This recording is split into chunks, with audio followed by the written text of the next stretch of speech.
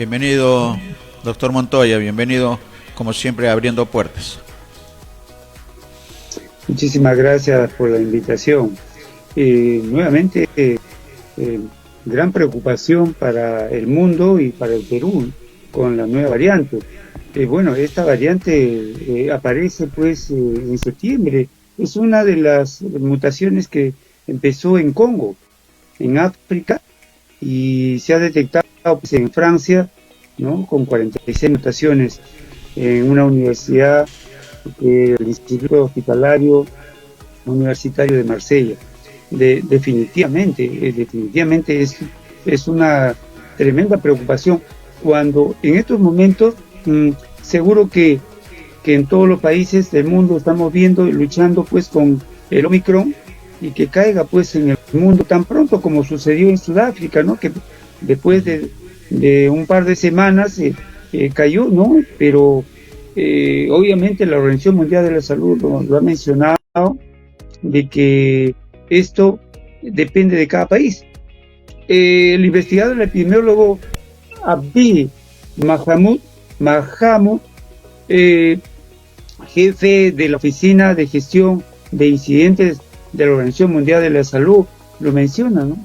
Que ya está en 128 países del mundo, y que lo bueno que podríamos decir que es una esperanza, es la desvinculación entre lo que llamamos nosotros la transmisibilidad exponencial, que se transmite velozmente entre los pacientes, y lo otro es las muertes, que no hay una buena vinculación. Si había más transmisibilidad debería haber más muertes, ¿no? Pero no está pasando eso. Eso ayuda, porque el primer mensaje resulta de todo esto es que si te vacunaste o estás vacunado, estás protegido.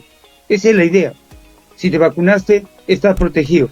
Y evitan pues hospitalizaciones, evitan fallecimientos en eso. Mahamud ha hecho o ha revisado mucha investigación, y menciona pues que la variante Omicron, hasta el momento, la información extraoficial lo menciona, dice expresamente él, de que infecta solamente la zona alta. Esto llegando solamente hasta los bronquios, nada más. O orofaringe, nasofaringe, orofaringe, obviamente, y bronquios, 70 veces más posibilidad de pegarse a las células bronquiales, pero no hay como delta, gamma, alfa, como las otras variantes que se han ido pues a los pulmones y han producido neumonías pues fulminantes, ¿no? Entonces, esto es esperanzador y también es bueno, es una buena noticia, pero la mala noticia es que ya apareció una nueva variante. ¿Qué hacemos frente a esto? Hoy día lo dijo también, bueno, la Organización Mundial de la Salud, la doctora María Neira, la directora del Departamento de Salud Pública y del Ambiente de la Organización Mundial de la Salud. Hay que seguir con esta alerta y fundamentalmente del Omicron. Hay optimismo, obviamente, en el 2022, y estamos en una fase aguda y devastadora del virus. Lo ha dicho que en España obviamente está en la sexta ola, imagínense, devastadora, tremendamente devastadora. Pero, ¿qué hacemos para conseguirlo? ¿Cómo vamos a mejorar ese optimismo? Hay que, y lo me ya mencionó, usar diagnósticos. Eso significa testeo. Hay que hacerlo, epidemiológico, hay que hacer la prevención. Siempre lo he mencionado, la prevención primaria, secundaria, la promoción de la salud, hay que hacer la vacunación, y hoy día se está utilizando también la inteligencia artificial, que es importante, que nos va a ayudar para la posibilidad de erradicar en estos momentos. Y esa erradicación tendría que hacerse pues con la cuarentena, pero una cuarentena inteligente, una cuarentena importante, una cuarentena, no la cuarentena chicha que hicimos en el Perú, sino una cuarentena inteligente. Significa que se adapta al lugar, al sitio, al espacio, a la geografía, al ambiente, a la cultura, en todo eso, ¿no? Y la otra pregunta sería, ¿este virus qué va a pasar? ¿Se va a quedar con nosotros o no se va a quedar? Sí, lo ha dicho la doctora Neira, sí se queda con nosotros, ya. Pero la pregunta sería, ¿estamos preparados para eso? ahí viene la situación, una situación muy especial, y quería comentarles acerca de eso, porque en todo el mundo tenemos gran preocupación en nuestros niños, y entonces el regreso de las aulas es muy importante en estos momentos. Entonces, cada país tiene que tomar decisiones importantes, porque, como vuelvo a repetir, es demográfico, es político, es geopolítico, es cultural, es etcétera, etcétera. Todos los factores determinantes de la salud influyen para eso, y por lo tanto la Organización Mundial de la Salud sigue con lo que ha mencionado siempre. Y bueno, yo también discrepo con eso, pero dice escuelas abiertas, pero escuelas abiertas con una particularidad muy importante, que deja a libre albedrío a todos los países, y dice eso. ¿Y cómo se debe hacer escuelas abiertas? Primero, se tiene que hacer una evaluación de riesgo. Nosotros en mi país y en todo el mundo hemos hecho evaluación de riesgo. Hoy día cerraron los colegios en Chicago. En Chicago han cerrado, digamos, tiene más de 300.000 alumnos, es el tercer estado más poblado en niños, imagínense, lo han cerrado. Entonces, y la otra pregunta está, ¿podríamos hacer gestión rápida de la detección o testeo si aparece un niño o un adolescente en estos momentos contagiado? ¿Podríamos hacerlo? ¿Tenemos la particularidad? Es una pregunta que todos nos hacemos en eso. ¿Estamos preparados para hacer todo esto? Los protocolos, tenemos los protocolos exactamente, lo podemos hacer. Hay la articulación fundamental en todas las instituciones para lograr eso. Una cosa es un adulto y una cosa es un niño, y entonces ahí tenemos un gran problema de regreso de aula. Entonces, viendo este contexto de manera general, creo que hay una estadística que deberíamos rápidamente mencionarlo en MISA hoy día. Hay un 53% ya de predominante del Omicron en el Perú, y eso es preocupante. Ya estamos con el Omicron, ya más el 50%, el Delta también está ahí. El 25% ha subido en estos días. La pregunta está, ¿preocupado para eso? El 25%. Teníamos 11.766 casos de contagio, y luego de eso, en el 52 semanas, hemos tenido 14.600, aproximadamente más de 3.700 casos nuevos de contagios. Ese es un 25%. Y ahorita, esto aumentará, porque esto va a ser así.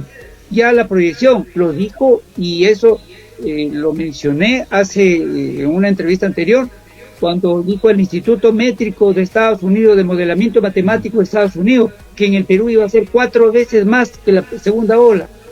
Entonces, los distritos de alerta, en alerta roja, que se han incrementado un 30% en estos momentos, ya en Lima, San Borja, Santiago de Surco, Magdalena, Miraflores, Jesús María, San Martín de Porres, San Juan del Lurigancho, San Isidro, La Molina, son los distritos, que están en alerta. Las muertes lo dijo este instituto de Estados Unidos, que iba a ser el 37% de las muertes de la segunda ola, y estamos ahorita en el 8% lo dice el Sistema de Información Nacional de Defunción, el SINADEF, y que obviamente se ha vacunado bien. Felicitamos al gobierno, se ha vacunado el 80.04% ya de la población, pero todavía falta. Y entonces, ¿qué sucede? Que hay un 90% de fallecimientos en el segundo semestre de 2021 que no estaban vacunados. Las camas UCI nos preocupa tremendamente, están en una alerta roja, y se ha incrementado la opción de 60% de las camas UCI normalmente, y en la región de Lambayeque, Piura, Callao, Ancash, La Libertad. Y obviamente eso significa que estamos preparados, nos preparamos para eso, tenemos la disponibilidad. Esa es una pregunta y la disponibilidad de oxígeno, que decían que tenemos 340 plantas. ¿Cómo está nuestra logística para poder llevar todo ese mensaje, todo eso, ¿no? Entonces, después podríamos mencionarlo, qué debemos hacer y cómo vamos a hacer. Obviamente el MINSA ha sacado un pequeño resumen de su estrategia, ¿no? Y lo menciona simplemente, lo dice: disminuir los contagios, gestión con el distanciamiento social, uso de mascarilla, política preventiva, y dice fortalecer el sistema hospitalario del país, nada más, y menciona aumentar camas UCI y mayores cantidades de oxígeno. Eso significa, y es muy importante ese mensaje, correcto, pero la pregunta sería, quisiéramos saber cómo se va a hacer en estos momentos que cada día los contagios se van a hacer mucho mayor. Correcto, doctor. Un análisis amplio del contexto internacional y sobre todo nacional. Lo cierto es que estamos en alerta, primero, y luego usted está señalando de la necesidad de fortalecer el sistema hospitalario. El Consejo de Ministros está en este momento, todavía no tenemos información, pero el tema principal del Consejo de Ministros es el COVID, es la tercera ola y es la presencia de Omicron. ¿Qué es lo que se tiene que hacer, además de lo que ya se está trabajando con la vacunación, la sensibilización para que aquellos ciudadanos que todavía no se han vacunado, el 69% de las muertes que se están produciendo, doctor, la información oficial del MINSA, que también hay que tomarlo con pinzas porque es generalmente más, y eso lo sabemos por la experiencia desde la aparición de la pandemia, son pacientes que no se han vacunado. Entonces ahí hay un gran déficit de comunicación que nosotros por lo menos estamos preparando un video que lo vamos a tener al final de la entrevista sobre las principales recomendaciones que no solamente tiene que ver con la cuarentena, que como usted la ha calificado inicialmente como una cuarentena chicha, eso creo que se tiene que cambiar, pero hay que cambiar también el sistema alimenticio. Pero regresando al tema hospitalario, al tema de salud, las postas médicas resultan sumamente importantes porque es el primer parachoque comunal con respecto a la pandemia. ¿Qué hacer? Paralelamente, esperemos que el Consejo de Ministros lo esté trabajando, pero la experiencia profesional suya, doctor, que reconocemos desde el inicio de la pandemia, su insistencia en mantener las medidas sanitarias que felizmente están en camino, pero todavía falta un gran tema que es la de la vacunación, quienes todavía no se han vacunado, que es la mayor cantidad de fallecidos en nuestro país. ¿Qué hacer? ¿Cuál es el panorama que se tiene que actuar de inmediato con todas estas medidas y lo que falta por hacer, doctor? Bueno, en estos momentos lo que debemos hacer es fundamentalmente dos estrategias de política de salud en el Perú. Y son exactamente darle responsabilidad personal a la ciudadanía. Ese es darle responsabilidad, pero eso tiene que ver con que el gobierno asuma su responsabilidad de Estado. Entonces, un tema, responsabilidad personal, ese es uno. Dos, la responsabilidad compartida. Entonces, empecemos. Cuando hablamos de responsabilidad personal, estamos hablando de que la ciudadanía, a través también de los medios de prensa, los medios de comunicación escrita, hablada, etcétera, etcétera, y todas las instituciones articuladas, tienen que llevar el mensaje para que haya una buena educación en el uso de ¿qué? Uso de las mascarillas N o KN95. 1. 2. Que haya buena higiene de manos. La higiene de manos que se ha perdido, que haya eso, porque este es un virus con mucha transmisibilidad en estos momentos. Ya no hay esa situación. Número 3. Tratar de cubrirse cuando la mayoría pueda estornudar, ¿no? Cubrirse con el antebrazo y otra forma. 4. Evitar tocarse la cara. Eso, tremendamente. Hay que decirle a la población, no se deben tocar la cara. La mano es potencialmente aire. Y 5. El distanciamiento social mínimo 1,5 metros o puede ser más. Y sería mejor. Número 6. Evitar aglomeraciones. O sea, no estar en ese tipo de aglomeraciones con la gente, ¿no? Reuniéndose que gente que uno no conoce, ¿no? Y puede ser hasta con familias, si uno no conoce que se cuidan, uno no puede estar ahí. Y finalmente tenemos que evitar los lugares cerrados. Toda esa responsabilidad es personal y es ciudadana, pero hay que enseñarle. ¿Quién lo va a hacer? Lo vamos a decir. Luego tenemos la responsabilidad compartida.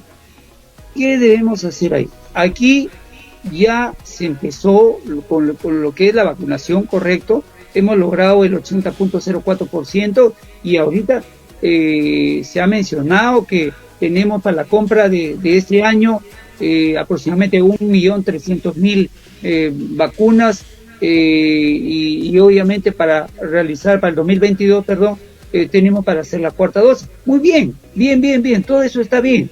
Es una parte de la solución, correcto. Pero hay una gran preocupación porque los niños se están contagiando también. Como en el mundo se ha hecho de 5 a 14 años, aquí se quiere inmunizar, pues obviamente de los niños también hasta los 11 años, y lo mencionan a partir del 18 de enero al 20. Yo sugeriría que eso se acelere, porque en el mundo los niños se están contagiando, en Estados Unidos se están contagiando en cantidad.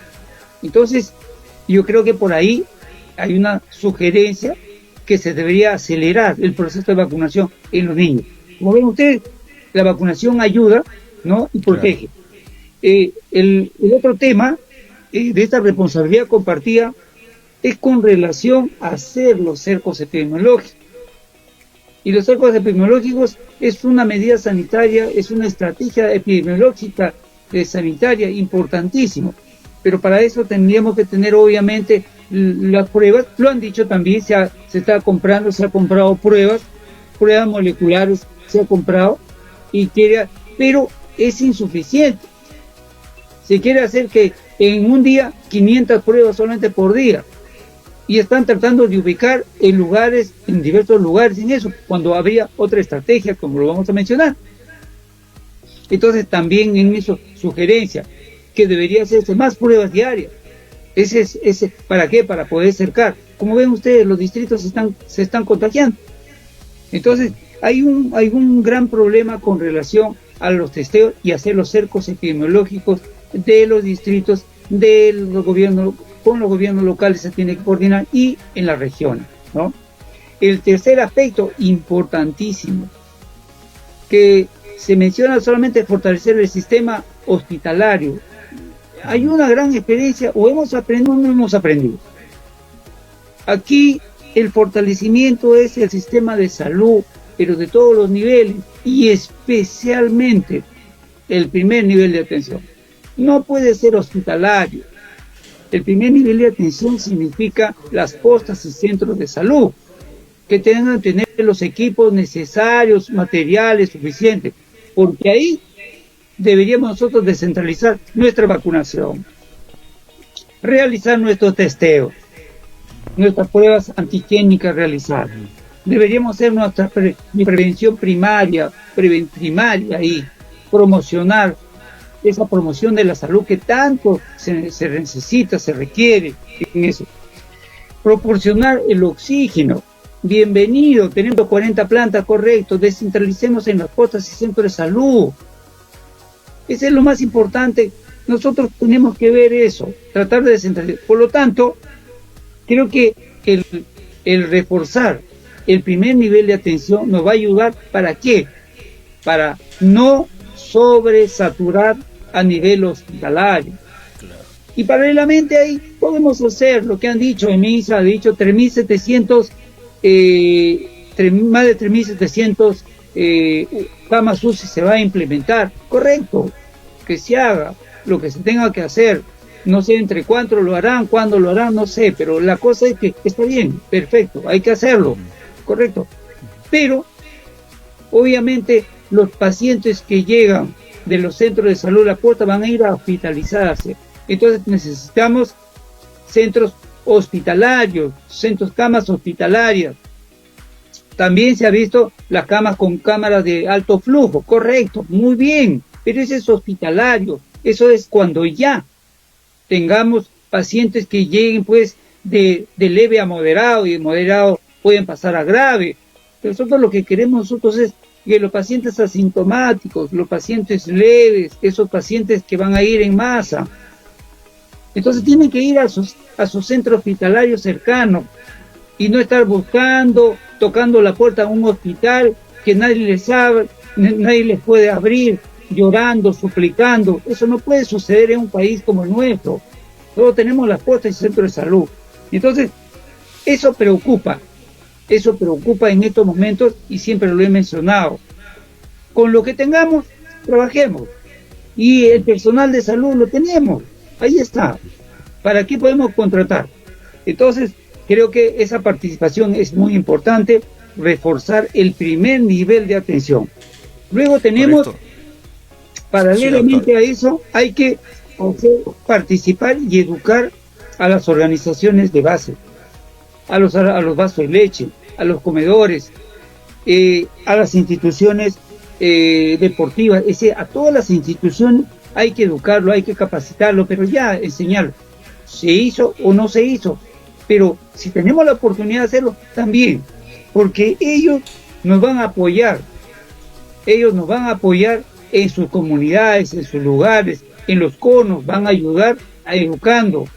Entonces, son los 4 temas. Pero para poder realizar todo este contexto de esta estrategia sanitaria, para que se desarrolle, necesitamos el rol rector, que es del MINSA. El rol rector del MINSA que pueda articular, articular, significa con los gobiernos locales, con los gobiernos regionales, con las instituciones privadas de salud, con las instituciones, con los sindicatos, con las confederaciones, con todas las instituciones, reunirse, ¿para qué? Para poder plantear estos temas y se puedan desarrollar de manera total, de manera no fragmentada, como pasa en mi país. Tenemos un sistema fragmentado. Pues el salud trabaja por allá, el MINSA trabaja por allá, las fuerzas policiales trabajan por allá y todos trabajamos por allá. O sea, sí, en total desorden. Y no puede ser. Centralicemos, repito nuevamente, centralicemos las acciones en el primer nivel de atención, como lo están haciendo los países del mundo. Y como Suecia, como Dinamarca, y aquí también en algunos países como Argentina, como Ecuador, que el primer nivel de atención lo tomaron en cuenta. Esa es la importancia en estos momentos. Correcto, doctor. Repetimos entonces lo que usted nos está señalando. Fortalecer el sistema hospitalario, el cerco epidemiológico, reforzar el primer nivel de salud y la educación comunal. En el escenario, el Consejo de Ministros nos informa, producción, doctor, que a la 1:30 estaría dando a conocerse ya en conferencia de prensa los resultados de las recomendaciones a nivel del gobierno nacional. Pero hay una noticia que está circulando y que quisiéramos su comentario, y es que la vacunación para los niños va a ser casa por casa. Eso es recomendable para evitar el contagio de los pequeños, considerando de que en la estadística que se está manejando no oficial, y en todo caso la ratificación suya, doctor, un gran porcentaje de menores de 5 años para arriba están en el tema de contagio directo y hospitalizados, y la población menor de 35 años es quien está conformando la mayor cantidad de hospitalizados. 2 temas: el tema de la vacunación domiciliaria para los pequeños, para los más pequeños de las familias, y este tema que preocupa, que son menores de 35 años la mayor cantidad de hospitalizados en las camas UCI. Bueno, que los niños sí, tenemos que priorizar, pero yo pues decía que deberíamos no empezar el 18 de enero, deberíamos empezar ya. Y si se tiene que hacer casa por casa, hay que hacerlo, porque nosotros no podemos esperar que nos gane, digamos, a la variante Omicron, porque en estos momentos es explosivo y es exponencial. Si nosotros tenemos en estos momentos, imaginen ustedes, el 25%, en una semana el 25%, en estos días imagínense ustedes, y en otros países así. Ustedes saben que en Estados Unidos se han contagiado por día 1 millón de personas, 1 millón de personas. En el Perú puede suceder así.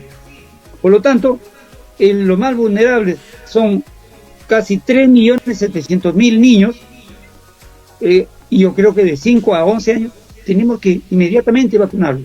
Inmediatamente. Aproximadamente la población pediátrica es de 7.400.000. Entonces, se dan cuenta que la situación es, no podemos demorar. Bien, sí. Si el gobierno dice que se va a vacunar casa por casa, perfecto. Ahora, pero eso, ¿dónde se puede, digamos, apoyar esta situación de este tipo de vacunación? En la posta, ese centro de salud más cercano. Yo creo que ahí la gente que vive cerca a un centro de salud, cerca a su domicilio, va a ir más fácil. Y creo que ya también los adultos de 30 años, señor, lo mismo deberíamos hacer con ese grupo etario, más aún algunos que no se han vacunado. Debemos magnificar la promoción de la salud, que exclusivamente es la educación para la salud. Educar que la vacuna es importante en estos momentos y es para que uno no muera. Eso hay que decirle, para que no llegue a casos graves. Entonces la vacuna protege, pero la vacuna también hay que enseñarle que la vacuna no te protege para que no te contagies. Te vas a contagiar, pero no te vas a morir, obviamente. Entonces, eso hay que enseñarle a la población hoy día que tanto necesita información. La información tiene que ser clara. Pues felicito digamos, al canal, ¿no? Por esta entrevista, y creo que todos los medios de comunicación deben unirse para esta cruzada importante en este momento. Correcto, doctor. Excelente, porque estamos en alerta. La palabra clave es alerta, toda la población, y hay un compromiso individual y un compromiso colectivo que tiene que asumir el Estado y las instituciones públicas y privadas. Hemos preparado un spot con las recomendaciones que están circulando, doctor, al margen todavía de la información oficial que van a emitir las autoridades del MINSA en Consejo de Ministros, que lo vamos a poner a consideración suya para ver algunas recomendaciones adicionales que pueden haber escapado a producción. Adelante, producción. Información crucial COVID-19. Debido al colapso del sistema de salud, nosotros, los profesionales de la salud, hemos preparado este mensaje. Siéntese al sol durante 15 a 20 minutos. Descanse y duerma durante al menos 7 a 8 horas. Beber 1,5 litros de agua al día. Toda la comida debe estar caliente, no fría. Tenga en cuenta que el pH del coronavirus oscila entre 5,5 y 8,5. Entonces, todo lo que tenemos que hacer para eliminar el virus es comer alimentos más alcalinos, por encima del nivel ácido del virus. Alimentos como plátanos, limón, palta, ajo, mango, mandarina, piña, berro, naranjas. Mensaje importante para todos. El agua caliente que bebe es buena para la garganta. Pero este coronavirus se oculta detrás del seno paranasal de la nariz durante 3 a 4 días. El agua caliente que bebemos no llega allí. Después de 4 a 5 días, este virus que estaba escondido detrás del seno paranasal llega a los pulmones. Entonces tiene problemas para respirar. Por eso es muy importante tomar vapor, que llega a la parte posterior de su seno paranasal. Tienes que matar este virus en la nariz con vapor. A 50 grados centígrados, este virus se desactiva, es decir, se paraliza. A 60 grados centígrados, este virus se vuelve tan débil que cualquier sistema inmunológico humano puede combatirlo. A 70 grados centígrados este virus muere por completo. Esto es lo que hace el vapor. Te lo recuerda. BIS Televisión. Tu mejor opción. Comentario, doctor. Comentario, ¿qué opinión tiene de este spot? Bueno, la medicina alternativa es muy importante y hoy día se hace, ¿no? La medicina alternativa, la medicina folclórica, la medicina tradicional que anteriormente se llamaba, todo ese tipo de medicina ayudan, pero es, digamos, complementaria obviamente a cualquier tratamiento de la medicina occidental. Creo que la recomendación es buena, y la alimentación. Obviamente todo es químico, todo es bioquímico, todo proceso en nuestro organismo es bioquímico, por lo tanto cualquier líquido, fluido, cualquier producto alimenticio es un factor que ayuda y que pueda mejorar, digamos, la salud. Y lo otro es, hasta puede apoyar, digamos, como un tratamiento en esta pandemia. Por lo tanto, creo que todo es válido, todo lo que se pueda hoy día, todo lo que podemos hacer, una cultura adecuada y una alternativa en cómo combatir al Omicron, a esta variante y a las otras posibles variantes, es muy bueno. Correcto, porque hablan en la parte de los productos alcalinos, el pH del virus puede combatirse con alimentos como lo que nos han indicado, la piña, el limón, todo lo que signifique el ajo. Entonces eso también nos indica, doctor, que tenemos que ir cambiando nuestro modelo nutricional, nuestros alimentos. El régimen alimenticio tiene que cambiar a alimentos mucho más nutritivos, y en este caso que tengan más pH, que permita eliminar, o si ingresa el virus, que pase desapercibido. ¿Eso es correcto, doctor? Así es.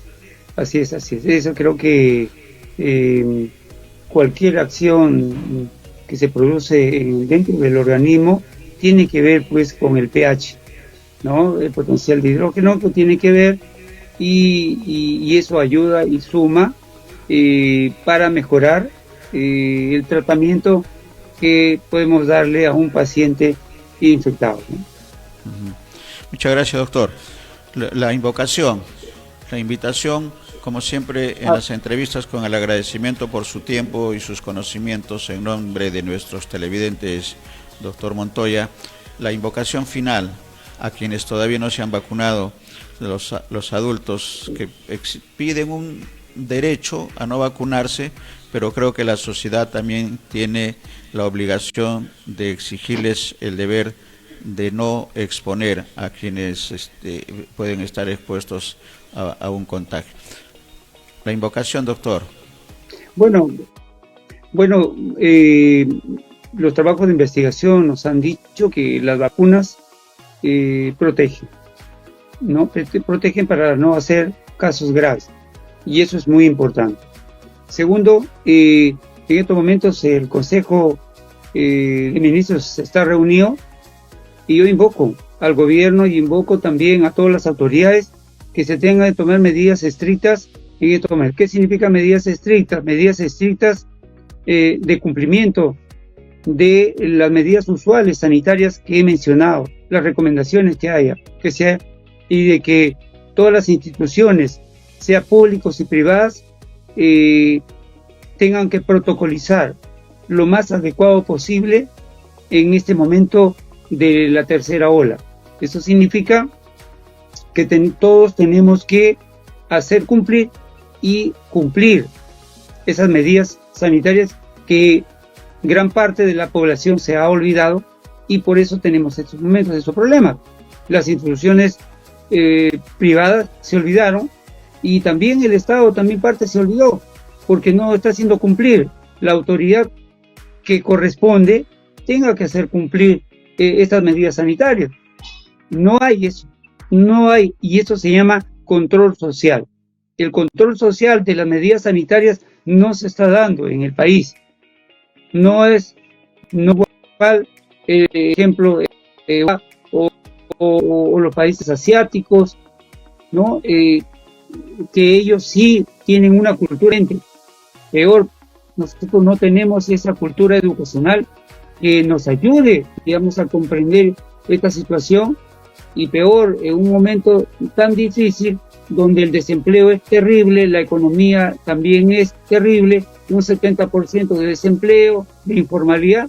Por lo tanto, todo eso suma para que se prolifere el virus, ¿no? El virus va a seguir cambiando, pero por eso el gobierno tiene que ser firme.